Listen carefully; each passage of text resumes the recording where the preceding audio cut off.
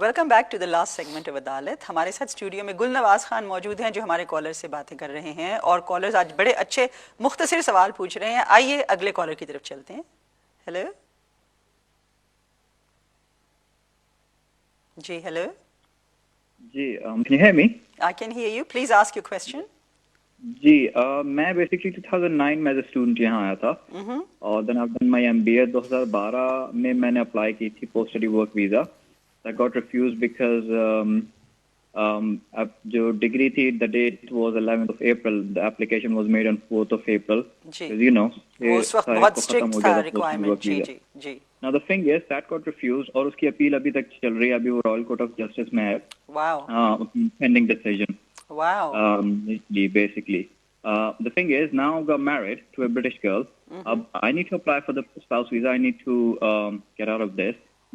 The thing is, I don't understand. میں نے کچھ lawyer سے پوچھا, but I'm still confused کہ مجھے کیا کرنا چاہیے. Basically, do I have to wait for the decision and apply for the spouse visa, or do I have to withdraw my application? Then they say if I do so, تو پھر جو application ہوگی وہ out of time application ہو جائے گی. دو میرے پاس میرا passport ابھی بھی ہے, کیونکہ جب انہوں نے مجھے ریفیوز کیا تو انہوں نے مجھے پاسپورٹ واپس کر دیا تھا. تو while I'm going through the appeal, I don't have to give them my passport or anything. So اب what I wanted to know is کہ what is the best way for me to go through a spouse visa, and if I go for a spouse visa, like میں withdraw کروں application, so does it have any problem اگر میں out of time application کرتا ہوں تو میرے case پہ کوئی افیکٹ پڑے گا؟ Secondly, I wanted to go to the premium service کیونکہ میرا پاسپورٹ میرے پاس ہے, اور اگر میں پریمیم سروس پہ جاتا ہوں they say کہ typical جو تھوڑے complicated cases ہوتے ہیں they don't deal with it. So do I have a chance actually in that? I just want to know what's the best way for me to actually deal with it. Okay, thank you very much for your questions. We'll try our best to give you as much guidance as possible, but your case is so particular and the facts are so complicated because your appeal is also ongoing that you must go and speak to a proper qualified lawyer. What we're going to try and do is just shed some light on your facts. Gulnawaz, ان کا case چل رہا ہے جس کا ان کو سب سے بڑا advantage جو یہ سمجھتے بھی ہیں, اتنے الرٹ ہیں, ایڈوانٹیج ہے کہ یہ ابھی ملک میں لیگل ہیں. اس سچویشن میں اگر یہ اپنی اپیل ودرا کر کے marriage application, what would be the best way forward for him? This question is very clear basically. We have dealt number of very similar queries before, cases before. In this country you cannot deal with two things simultaneously. Appeal or application. What should he do in the line of law? Because his leave is in continuous at this minute under Section 3D of Immigration Act 1971. What should he do? He should withdraw his appeal, and the time he get confirmation from the court, if he can, or if he's in rush, then he just sent a letter through his lawyer or himself that withdraw of that copy of fax or whatever it is, attached with that with the new application FLRM, further leave to remain as a partner, marriage certificate 18,600. He must have to establish English test level A1. He may be exempted because of he must have passed a degree. Right, that time is subsisting relationship, marriage certificate, as I said before. All this thing, I won't suggest him that he go for premium service. بہت لوگ پیسہ waste کرتے ہیں کیونکہ ان کو ایک امید ہوتی ہے. Because he doesn't have valid visa at this minute. He does have valid leave, but he doesn't have valid visa. Premium service mean everything is on table, and you are just have a look and just go. But this is not the case. No, because this matter is with court of appeal, royal court, justice. اور double face ہے. Double fees. Right. So ان کے لیے بہتر کیا ہے, he should make application by post. And with all this mandatory requirement, and make sure income threshold, English, and rest of the requirement, along with that letter which he may receive from the court that application or appeal has been withdrawn, because the new law says if after the leave you expire, within 28 days he can make application. 28 days within 28 days, and 28 days should start when he received confirmation from the court. 28 days سے زیادہ انہیں نہیں ہونا چاہیے, یہ بڑا ضروری ہے. اگر گیپ آ گیا بیچ میں, then he will be out of the scene. Right. تو جس طرح آپ نے بتایا, میری سمجھ میں یہ آیا ہے کہ یہ پہلے تو اپلیکیشن دیں to withdraw his appeal. Yes.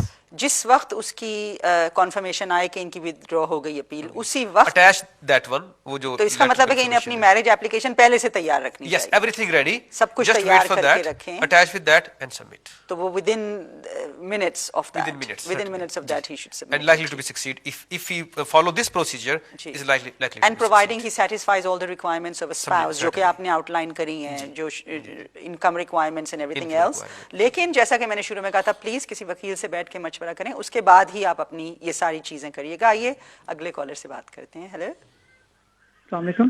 وعلیکم السلام. جی میں عدنان بات کر رہا ہوں یارکشائر سے. جی عدنان اینڈ ہیلو یارکشائر. جی تھینک یو. میں نے یہ پوچھنا تھا کہ فیبرری 2008 میں میری وائف اور ان کی پوری فیملی نے اسائلم کلیم کیا تھا جو ریجیکٹ ہو گیا تھا اور اس کے بعد انہوں نے ان کی امی کو ڈیمنشیا تھا اور ان کی حالت بہت خراب تھی تو اس کی وجہ سے انہوں نے 2011 میں 1 ایئر کا پوری فیملی کو ڈی ایل جو ہے وہ دیا تھا. اسی دوران میری شادی ان سے ہوئی میری وائف سے اور پھر مجھے اور ان پوری فیملی کو جو ہم نے اپلائی کیا اس وقت میں نے FLRO فارم بھرا تھا. اس کے بعد ہمیں 2.5 ایئر کا ڈی ایل ملا جو اب ختم ہونے جا رہا ہے مئی 2016 میں. تو آل ٹوگیدر ان کو جو ویزا ملا ہے ڈی ایل وہ ہوا 3.5 ایئر اور مجھے جو ملا ہے وہ ہوا 2.5 ایئر. اب میرے کوشچن جو ہے وہ 3 ہے. ایک یہ ہے کہ اب جو روٹ ہمیں وہ ملا ہے وہ 6 ایئر کا ہوگا یا 10 ایئر کا. اور دوسرا کوشچن یہ ہے کہ میں نے فارم بھرا تھا FLRO اور ابھی جب ہم نے فارم بھرنا ہے تو سب نے مل کے کیونکہ ایک ساتھ سب کا ختم ہو رہا ہے تو سب بھریں گے FLDL یا FLRO بھریں گے. اور اس کے علاوہ مجھے جو ویزا دیا تھا انہوں نے کہا تھا کہ جو آپ کی بیوی کا اسٹیٹس ہوگا وہی آپ کا ہوگا کیونکہ یہ برٹش نہیں ہے اوبیسلی تو ان کو جب DL ملا تو مجھے بھی انہوں نے وہی دیا. اب جب ہم اپلائی کر رہے ہیں تو مجھے انہی کے ڈیپینڈنٹ ایک ہی فارم لے کے ہمارے 2 بچے ہیں ان سب کو ایک میں بھرنا ہے یا مجھے الگ سے ہوگا اور ان کا الگ سے ہوگا. یہ آپ کے سوال ہیں. آپ نے کہا تھا 3 سوال ہیں.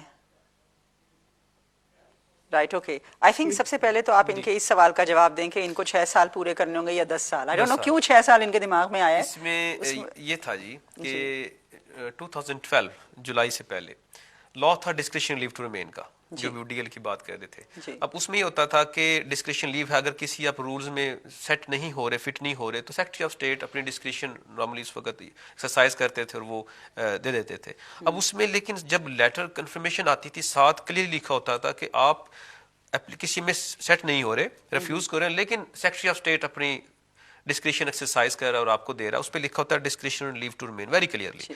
اگر تو اس کے اوپر لکھا ہوا ہے جو لیٹر ساتھ آیا تھا وہ لیٹر کہیں سے فائنڈ آؤٹ کریں گھر میں ہی ہوگا اس پہ لکھا ہوا ہے اور جولائی 2012 سے پہلے گرانٹ ہو چکا دین پاسبلٹی ہے کہ 6 ایئر روٹ پہ چلے جائیں. لیکن 1 سال کا ملا تھا اس وقت. ٹھیک ہے. اب وہ 1 سال کا ملا ہے اس میں اس کے لیے شرط یہ تھی کہ پہلے 3 سال کا ہے اگین 3 ایئرز ہو سکتا ہے.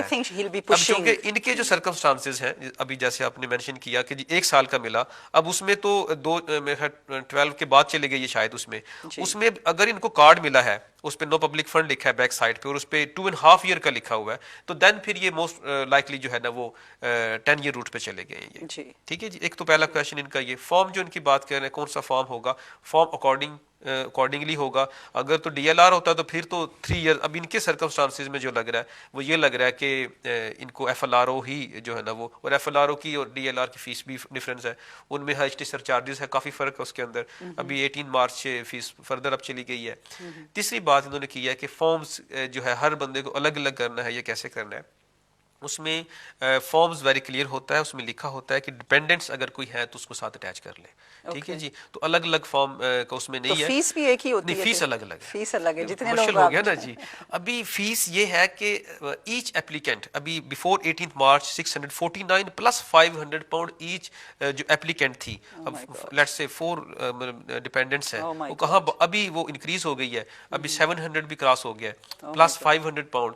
تو بہت کیئرفل ہو کے ان کو چلنا ہے اور تھرو ان کا جو لیگل ایڈوائزر ان کے تھرو تھوڑی سی مسٹیک ہوگی ایرر ہوگی تو وہ کپل آف تھاؤزنڈ پاؤنڈ جو ان کی فیس بنے گی وہ ان کی ضائع ہو جائے گی. تو have to be very careful. میرا خیال ہے جسٹ ٹو بی کلیئر جہاں تک مجھے علم ہے and I could be wrong لیکن جہاں تک مجھے علم ہے 6 سال والی لیو کے لیے صرف وہ لوگ انٹائٹلڈ ہیں جنہیں کبھی 3 سال کی ڈسکریشنری لیو ملی تھی 2012 سے پہلے. اگر 3 سال کی ملی تھی تو وہی لوگ 6 سال پہ ٹرانزیٹری پروویژنز میں آتے ہیں.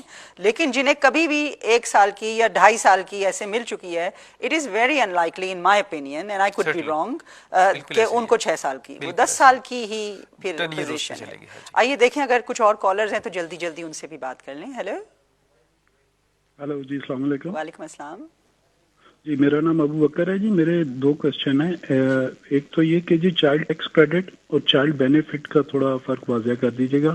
اور سیکنڈ, میں برٹش سٹیزن ہوں اور میری فیملی نے مجھے مارچ میں جوائن کیا ہے سیٹلمنٹ ویزے پہ, اور ان کو 33 منتھس کا ویزا ملا.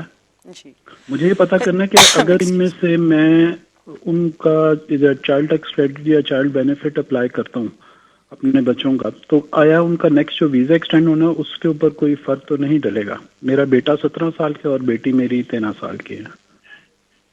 رائٹ, یہی آپ کا مین سوال ہے. دیکھیں پہلے تو چائلڈ بینیفٹ اور چائلڈ ٹیکس کریڈٹ میں کیا ڈفرینس اس میں جی جو ہے نا, جو کلیئر ہے اس کا ہوم آفس نے کیا ہوا ہے کہ کچھ ایسے پبلک فنڈز ہیں جو ان کو as a funds public fund میں نہیں کنسیڈر کیا جاتے, سبجیکٹ کے ان کے جو پیرنٹس ہیں وہ برٹش ہوں. جی یہ برٹش ہے. تو اس میں چائلڈ ٹیکس کریڈٹ کی حد تک یہ ہے کہ اس میں وہ شاید as a public fund consider نہ کیا جائے, وہ ان کو اس کی ہو, لیکن چائلڈ بینیفٹ میں بھی پبلک فنڈ ہو.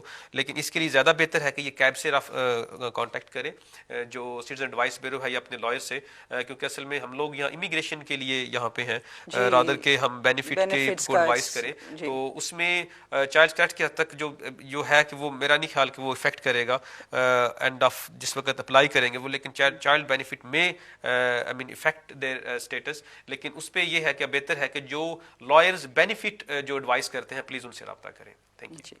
آئیے اگلے کالر سے بات کرتے ہیں. ہیلو. ہیلو السلام علیکم جی. وعلیکم السلام. ہاں میرا آپ سے کوشچن ہے کہ I'm serving in British Army and I want to apply for my citizenship. And even I applied for our citizenship and I've been refused from the Home Office because they said that I spent time abroad on my posting and the mission joined me for 2 years in Cyprus. And they said that she shouldn't be abroad with me, but according to the chapter 18 for the armed forces, they said that the time spent abroad for the armed forces is time spent in the UK. Right. Did you have a lawyer when you made this application?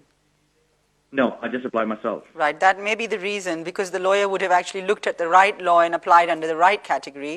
Gulnawaz, inka case? Yes, it's very clear basically because he's serving to the army.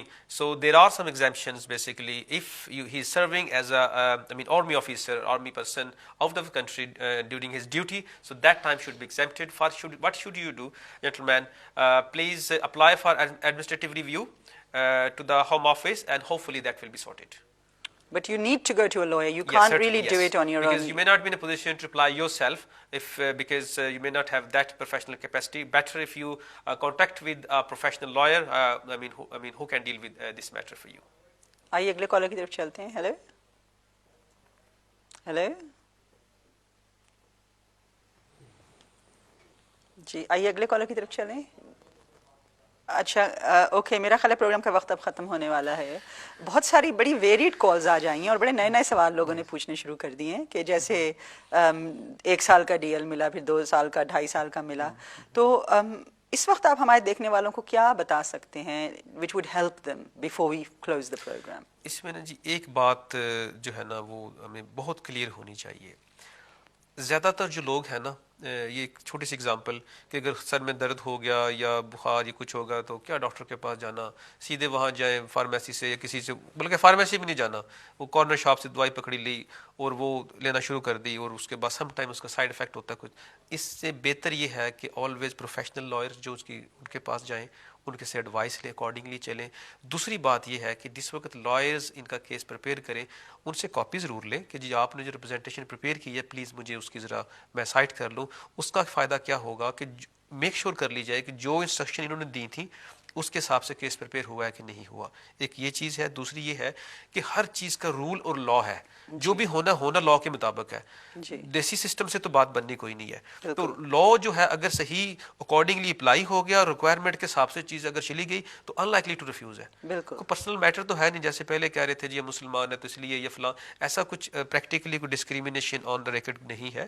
چیزیں requirement پوری کریں under the rule according to requirement law کے حساب سے ہو تو وہ اس میں تو پھر آپ آپٹیمسٹک ہے، پھر تو اس میں پرابلم نہیں ہونا چاہیے کوئی. بہت سے لوگ یہ سمجھتے ہیں جو ریکوائرمنٹس پوری نہیں کرتے وہ یہ سمجھتے ہیں کہ ہمارے ساتھ ڈسکریمنیشن ہو رہی ہے، حالانکہ ایسا نہیں ہے.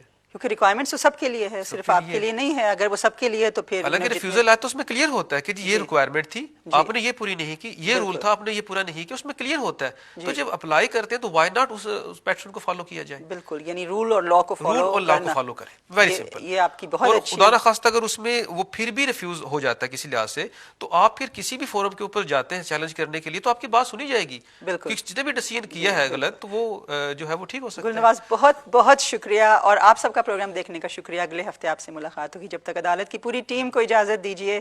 خدا حافظ، رب راکھا، گڈ بائے.